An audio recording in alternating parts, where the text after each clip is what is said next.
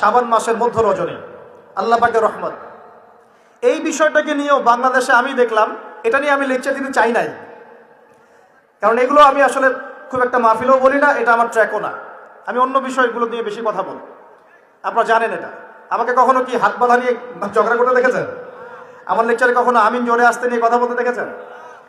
আমি মনে করি উম্মার এই ফিতনাময় অবস্থায় এই বিষয়গুলো চেয়ে বেশি ইম্পর্টেন্ট আমাদের আকীদা ঠিক আছে কিনা, আমরা তাওহীদপন্থী কিনা, আমরা সুন্নত ঠিক আছে কিনা, আমলে বেদাত ঢুকছে কিনা, আমরা হালাল খাই কিনা, সুদ থেকে দূরে থাকতে পারছি কিনা, সমসাময়িক এই বিশ্ব সম্পর্কে সচেতন কিনা, মুসলিম উম্মার বিরুদ্ধে যারা চক্রান্ত ষড়যন্ত্র করছে ওদের ব্যাপারে আমরা সচেতন কিনা, শেষ জামানাকে আমরা রিল করতে পারবো কিনা।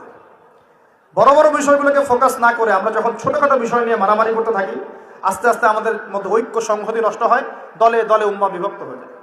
ঠিক এই ইস্যুটাকে নিয়েও কথা বলতে শেষে বাধ্য হচ্ছি, কারণ দেখলাম অনলাইন অফলাইনে দুইটা দল দুটাই চরমপন্থী। একদল অতিরিক্ত বাড়াবাড়ি, একটা অতিরিক্ত ছাড়াছাড়ি।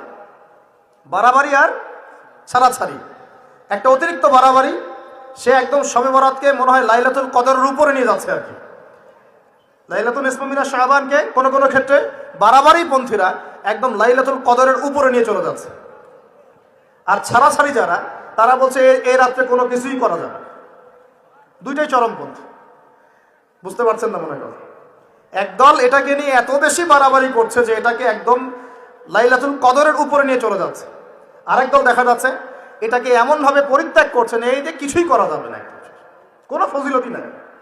এখন আসলে মধ্যম পন্থা কি, মাঝখানে আমরা কি করবো তাহলে জানার দরকার আছে কি নাই?